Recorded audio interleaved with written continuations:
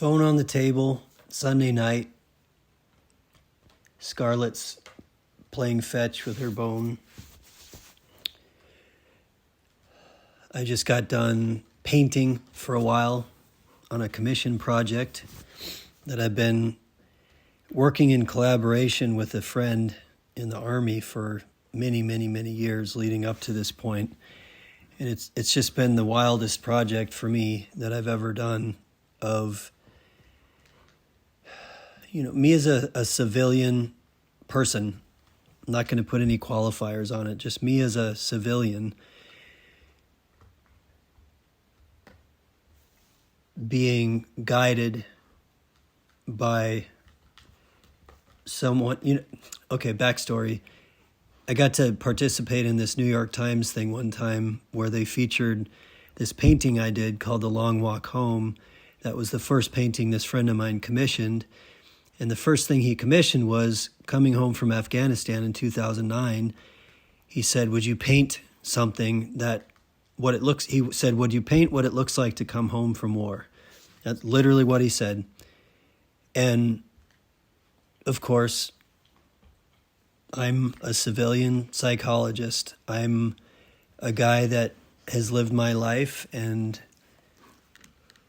been so fortunate. And how am I supposed to understand what it's like to go to war? And I felt deeply humbled by it. I felt like so many of my flaws and insecurities and weaknesses were revealed by the months after him asking that.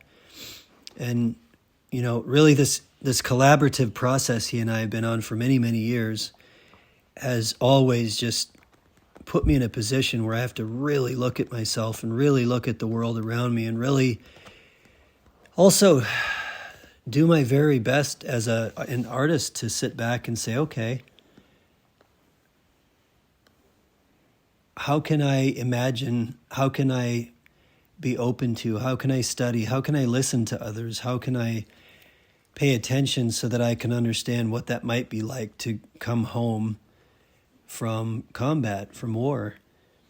And, that really opened my life up to a whole bunch of learning and a whole bunch of expanding and a whole bunch of soul searching. And just, man, it's been a long, long, long journey, many, many years. And it's been so informative and so useful and so humbling, and just it's helped me to heal, this collaboration that I've had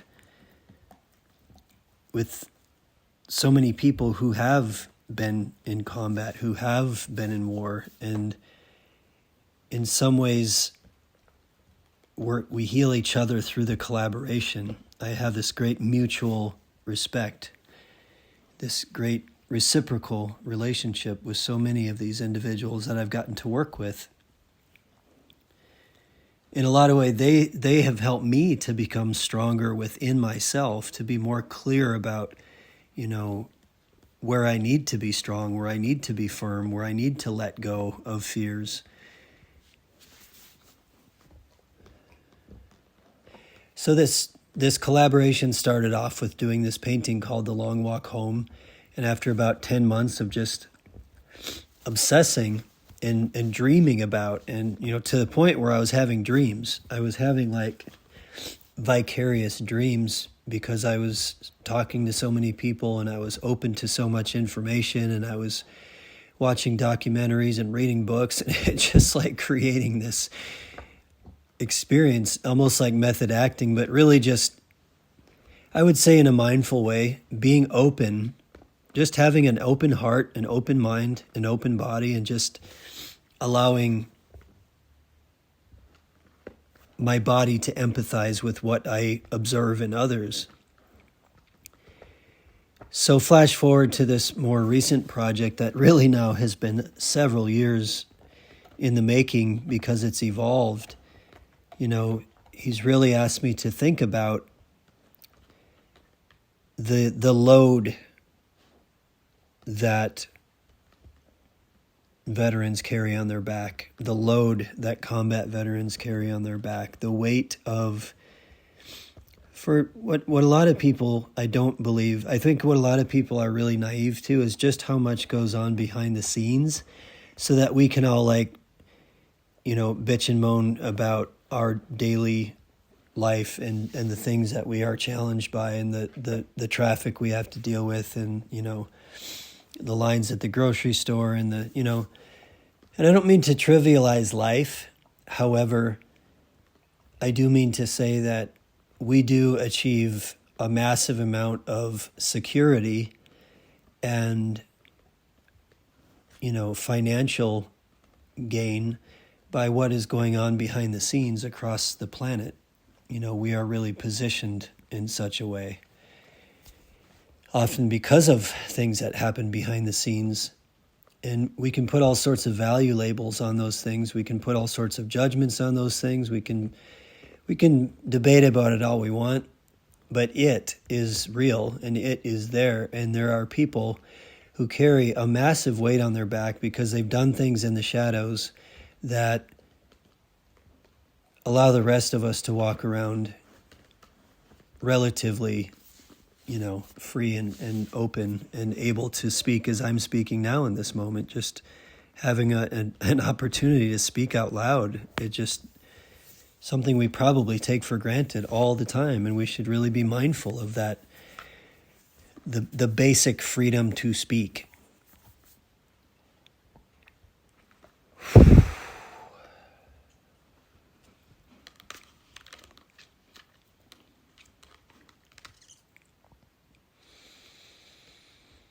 I'm just taking a pause. I don't want to be rushed with you. If you're someone that started to listen to these journal entries, to these sharing moments, to sitting here, doing my best to be open about what I'm experiencing and what I'm observing and, how I'm navigating this life. This is like my report to you, planet Earth, my report to you, friends and family. This is how I'm doing in my body. This is how I'm doing in my heart. This is how I'm doing in my life. This is how I'm navigating things. And I'm sharing openly with like an open letter to you in hopes that my openness in my heart and in my mind will inspire you to maybe open up and let some of the pain out of your body and begin to just really notice and observe how life has informed the way that your mind and body work, and how you can sit back and learn to be a witness to it and to observe it and to notice it and to feel it and to just recognize that a lot of what our mind and body does is truly an automatic response within the context of this shared society that we live in, this shared reality that we live in, this thing that we are co-creating by engaging in the beliefs and the ideas and the constructs and the parties and just, allowing our experience of fear to become aligned with ideas and survival, and to align some other with the reason why we are hurting the way we're hurting, and to allow ourselves to be manipulated by those who are very, very gifted at taking advantage of people's pain and people's weakness and people's injuries and trauma. So I don't want to suffer in silence. I want to be open. I want to suffer through it. I want to grow through it. I want to grow through suffering. To look literally at suffering, whatever you think of when I say the word suffering, that means carrying a load on your back. It means carrying a weight on your back that's really, really heavy. And through this work I've been doing, with my friend in collaboration with him, I've been doing so much deep diving and so much sharing space with so many veterans, so many combat veterans, and just all veterans, and a lot of active duty people, and just really getting to share space with, becoming really clear on the weight that they carry on their shoulders. And then by extension, just seeing how we all carry our own weight, just trying to make ends meet, trying to pay the bills, trying to, how much do we just sit around worrying about managing and maintaining our home, managing and maintaining some sort of security for our children? I mean, man, there's some deep feeling in my throat and in my heart and in my gut related to that. And just recognizing how much people are just getting up every day and fighting the good fight and facing things, just trying to provide for their family. in the context of this thing that we all are feeling choked by, we're feeling swallowed up by, we're just feeling like, how far can the limit be pushed before you crack? What everyone needs to understand about whatever language you want to use, if we want to use a word like narcissist or sadistic narcissist or megalomaniac, or let's just say that there are people out there who prey upon injury, who prey upon weakness, who prey upon ideas, who prey upon empathy. There are people who will read you and observe you, and they will prey upon what you need in order to feel safe. And I think everyone would benefit by recognizing that there are people who come together in groups and are very, very good at seeking power and seeking dominion, and are just very good at reading you, very good at observing you, and have very, very little value in your emotion or your actual need for safety, or your need for your children's safety or well-being. There are a lot of entities out there that are willing to utilize your needs as a source of power. And they will change their ideas and their allegiances and their alliances in accordance with whatever they see will serve what they want the world to be for their needs, for their experience, for their perception, for their supply. I think it's important for people to recognize that there are small versions of this and there are very big versions of this. We experience these smaller versions sometimes in our homes, or sometimes in our churches, in our schools, our the workplace, especially by people who are in positions of power. Sometimes I am not saying in any way, just so I'm clear, that everybody in power is this type of person. Not to the contrary. There are many people that are in positions of leadership that are servant leaders, that are truly servant leaders of a community, and they are truly eyes open, listening to people and doing everything they can to steer a very, very big ship in a way that is ethical and moral and responsible and proactive in a sense of being open to new information. So there are many, many, many wonderful people out there in positions of leadership that behave from that perspective. But I think that it would be worthwhile for anyone who's ever been in a personal relationship where all of your pain, all of your injury, all of your needs, all of your emotion was in some ways used against you, that you're punished for saying ouch. There's a lot of people in society that are punished for saying ouch. And we punish a lot of people for acting out their pain and just not having empathy. So what do we do in the medical model? We put labels on people's emotions. We put labels on people's behavior.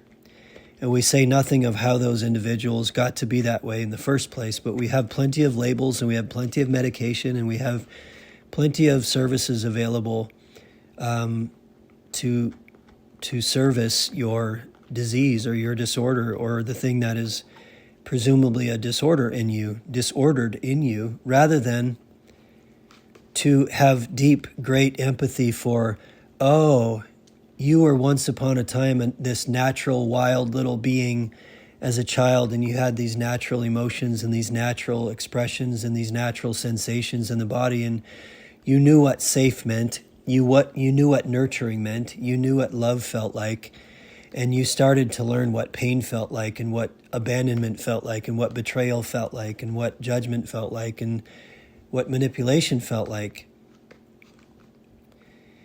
And when we experience that long enough, we just morph into someone that's just trying to survive this experience.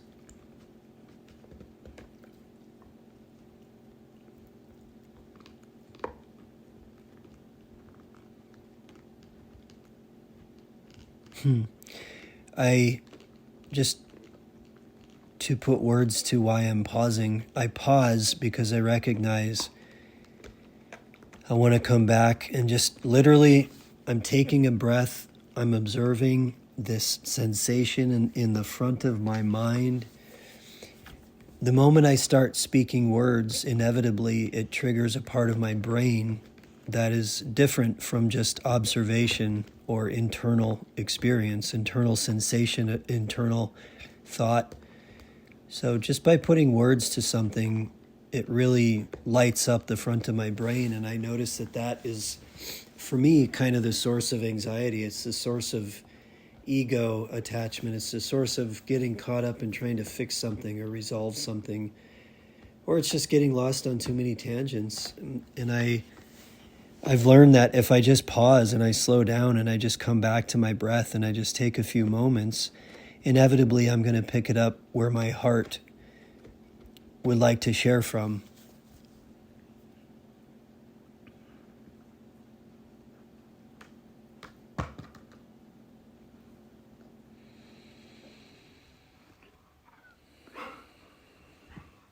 I notice fundamentally that a part of what I get to do with people is to help them grow through their trauma.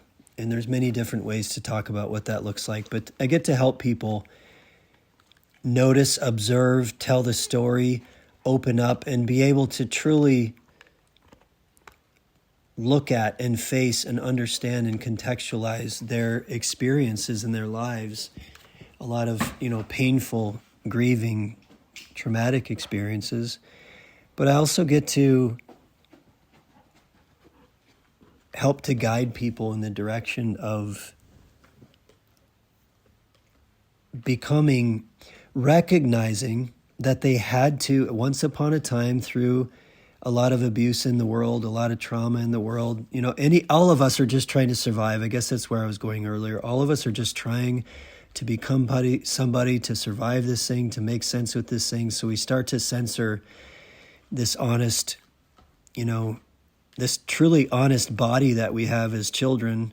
We start to get programmed by the world around us, by our experiences, and we just completely and totally shut out entire parts of ourselves, entire sectors of ourselves, entire emotions, entire awareness. We just shut down so much of our awareness and our emotion and our God-given ability, our ability in our body, our ability to be aware and open and in tune and in touch. I realize there's so many thoughts I was unpackaging in there, and where I was really going is, rather than pathologizing people for being exhausted, rather than for pathologizing people for feeling what we call anxiety or depression, or experiencing what we call anxiety or depression or trauma, post-trauma or whatever, look deeply into and have great empathy for the why. How did all of us have to adapt ourselves to the environment around us as children in order to present ourselves as a certain type of somebody in society so that we could survive, so we could thrive, so we could mean something, so we could fit, so we could get, so we could get laid, so we could partner up, so we could find some sort of connection and meaning in our life. We totally abandoned our childhood selves, and we had to become somebody in order to survive in this. And what I was noticing is how many people are punished when they are acting out their pain. And I'm not saying we shouldn't punish or put boundaries around violent behavior, including passive-aggressive violent behavior. We should collectively want to set better boundaries with each other and for each other so that we don't have to set rigorous punishing type boundaries.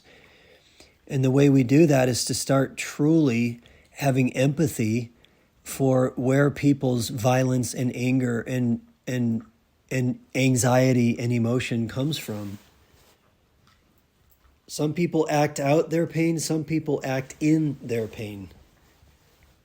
Some people wither in their pain in deep, profound physical sickness and fear and avoidance and denial. Some people act out their pain in aggression, in rigidity, in denying emotions, in shutting down their emotional self, and just looking at the world in a very, very cold, objective, without sensation without heart, without tribe, without love connected to it. So by having empathy collectively with where our pain comes from, why are people depressed? Why are people anxious? Why are people acting out? Why are people getting in trouble for acting out their generational trauma? Well, it's because we pathologize everyone's pain.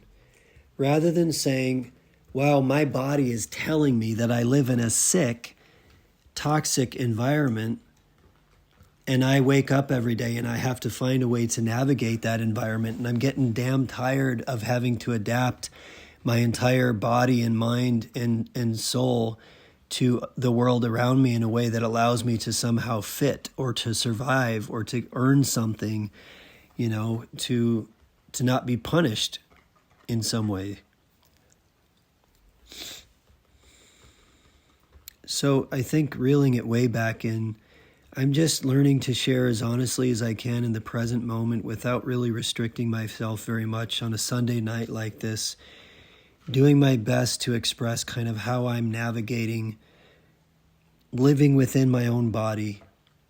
Essentially, if we want to get really simple and remove all the dogma just for discussion's sake, for connecting and empathizing with each other's sake, my awareness presumably is in my body, and I have an awareness of the sensations in my body, and I have an awareness of something I can't even explain anymore, which is what drives words, what drives thoughts, what drives heart, what drives love.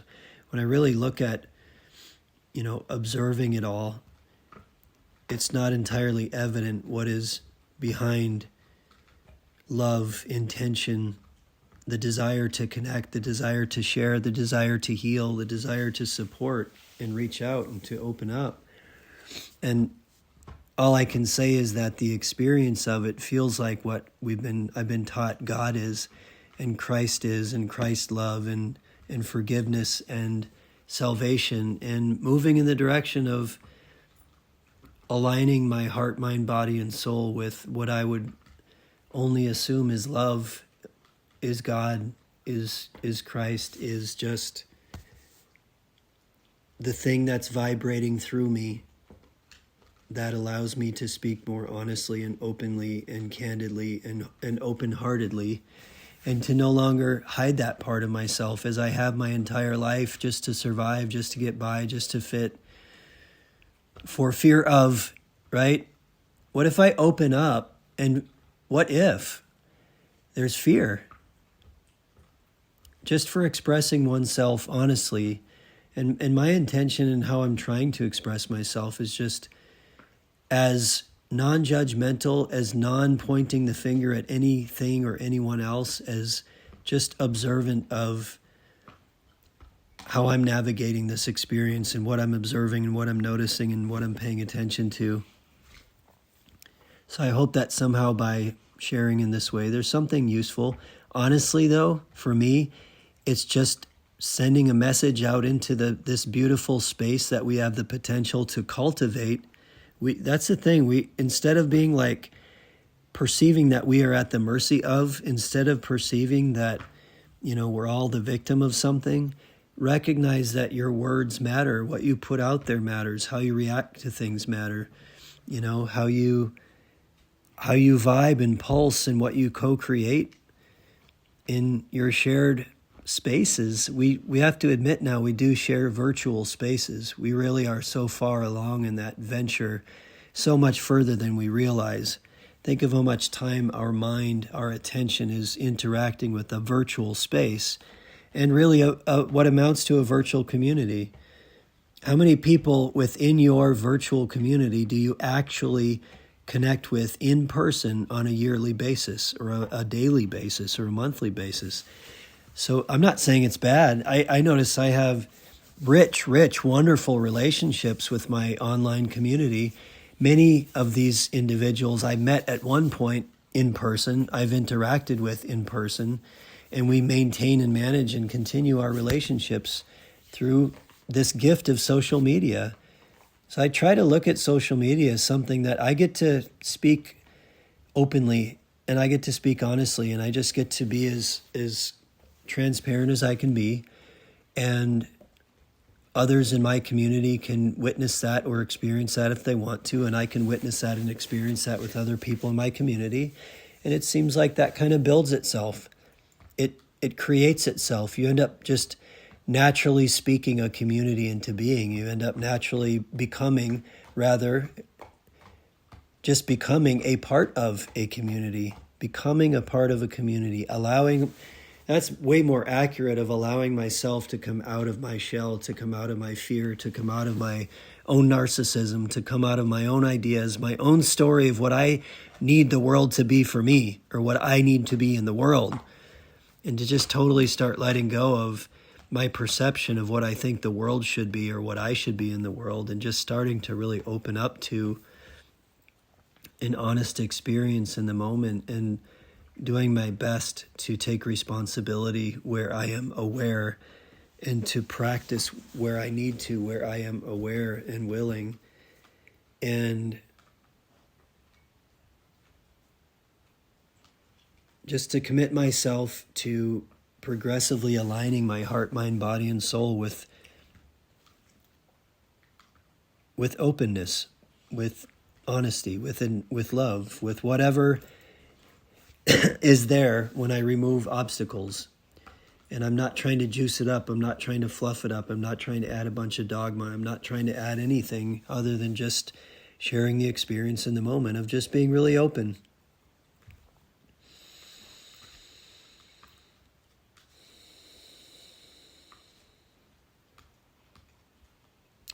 And I know that for all of us, there is so much awareness that is beyond, there's so much experience that is beyond what we are able to convey with language, with words. So in a lot of ways, we all feel kind of alone in our own experience within our body. That's something I was saying earlier. It's just that all I can really do is express to you what I'm experiencing within this vessel that I get to live in. You know, I have this amazing experience of living in my body. And we're all living in these bodies and desperately, deeply wanting to connect with one another. And we have been profoundly, systematically separated and divided and kept away from one another. From recognizing that we can really co-create, we can really connect, we can really come together, we can really share in similar, basically speaking. Look, it's already happening. It's just how it's happening. It's like an unbiased phenomenon. We just speak things into being in accordance with our emotion, our energy, the value, the words, the ideas that we assign to our words, and we assign to our safety and our meaning and our purpose and all that stuff. So we're already co-creating all this stuff. And that's why we all need to take responsibility for it. And we could really start setting much better boundaries for each other and together with people in our lives and people in our communities and people in our nations that really do just live to take advantage of our pain or of our injury or of our trauma or of our needs.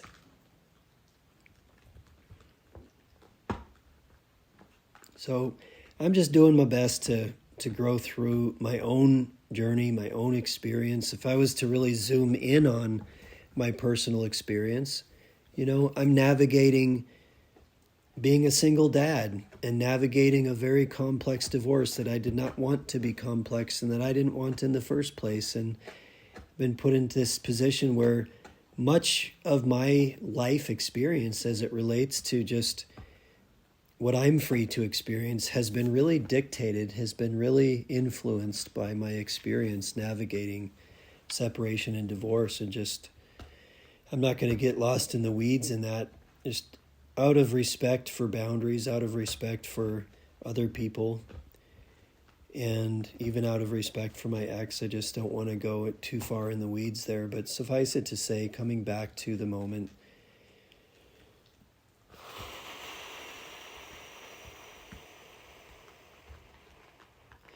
I'm navigating real life shit. I'm navigating paying down a lot of acquired debt that I never wanted to have. I'm navigating being responsible for keeping my home and securing my home and providing a secure, loving, just consistent space for my girls. Just home, providing home,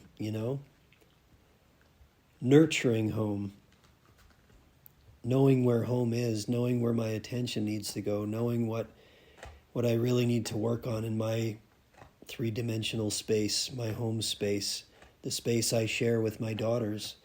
A lot of my attention goes into that. Nurturing our home, nurturing our time together, being as mindful as I can about trying to find a balance between work and my time with them. When I'm not with them, that's when I work. And if there is a blessing to how this process of divorce has shaken out, well, I focus as much as of my attention into work as I can when I have space away from them. And I have really good self-care built into that. I do jujitsu in particular, and that's really my go-to thing.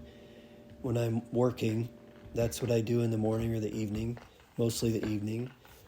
And then when I'm with them, I get to really focus on our experiences together and nurturing those experiences in our home and around our home and exploring the world around us. So getting out of that observer state and getting out of just, saying things from the 50,000 foot view or whatever. Just, I'm a dad. I'm a psychologist. I'm a dog lover. I'm a jiu-jitsu guy. I'm loving watching my two daughters grow. I'm loving every moment of watching them grow. I'm grateful for every moment I share with them, and I'm so humbled by the gift of getting to be their dad. I really just look at it as this amazing gift that I get to be their dad. I get to hold space with them. I work with so many people, and I just see how many people are just so injured by so many people that have to completely morph their body and their mind in order to survive their childhood because they live with such profoundly dismissive, denying, hurtful, harmful, narcissistic parents at times. And I'm talking about like people that have been through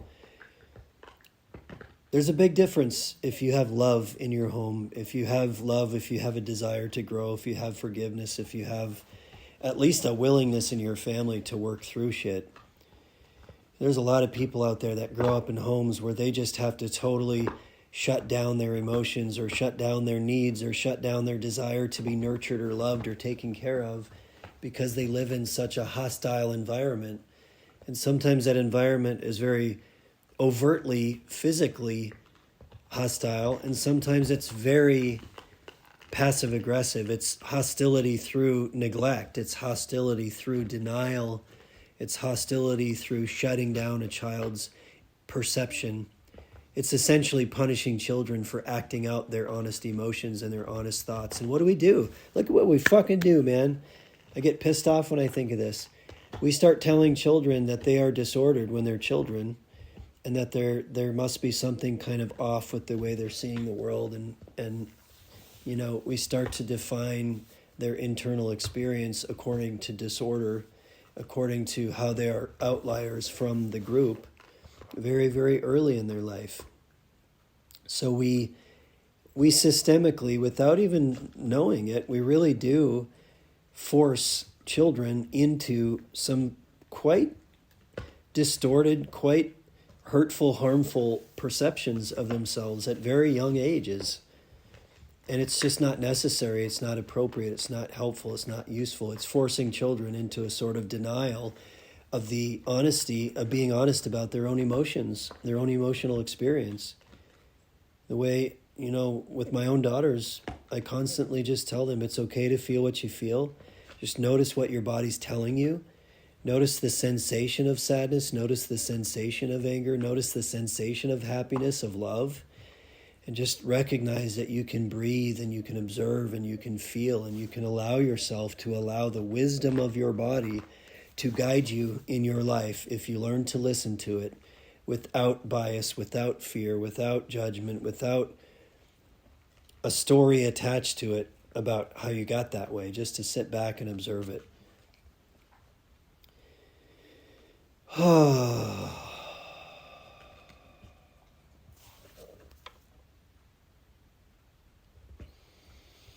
know I cut myself off sometimes mid-thought, but that's also just me sitting on the couch, getting out of using words for a while and getting back into just observing my experience in my body in this moment, and working on accepting it, and working on directing my attention and my heart and my action and my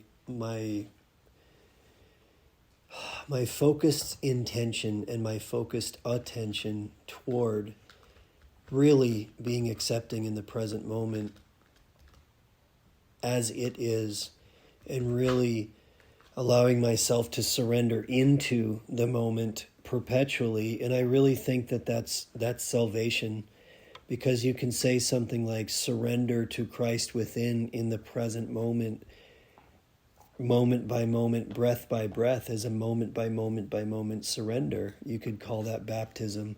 You could just call that sitting back and observing and being willing to let go of expectation, of the need to force people into alignment with your perspective, to let go of the need to act out the sensations in our body, and just to progressively sit there and observe the present moment as it is, and just to express from that place. That's all I'm trying to do, man.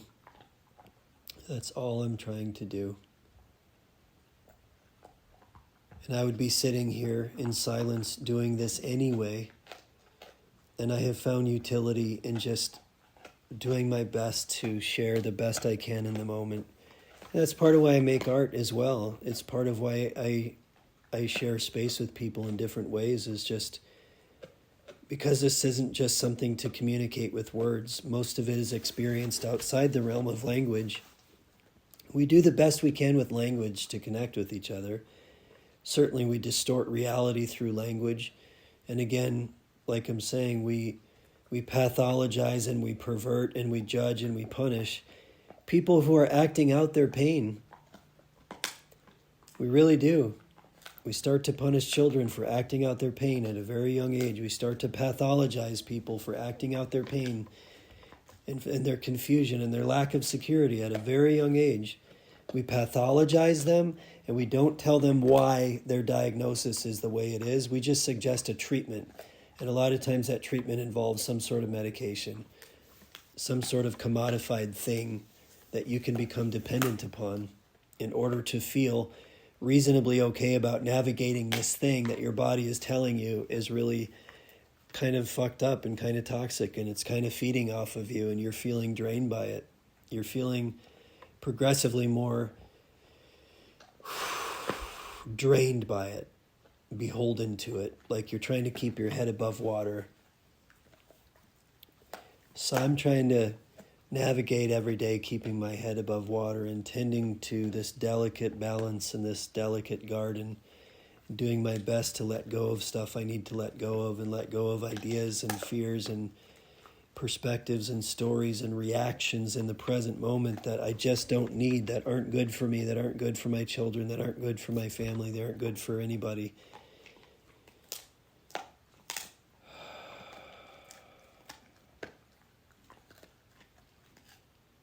Don't want to tell anyone else how to live their life, or how to think, or how to feel, or the words that they should use. I just want to be able to speak honestly about my own experience, and to be able to set boundaries where I need to in my life, and to be able to go into agreement with others in living from a place of love and strength, a place of living from responsibility within. Just doing this work every day, committing to it every day together, and co-creating that by speaking it into being. The end. Have a wonderful night.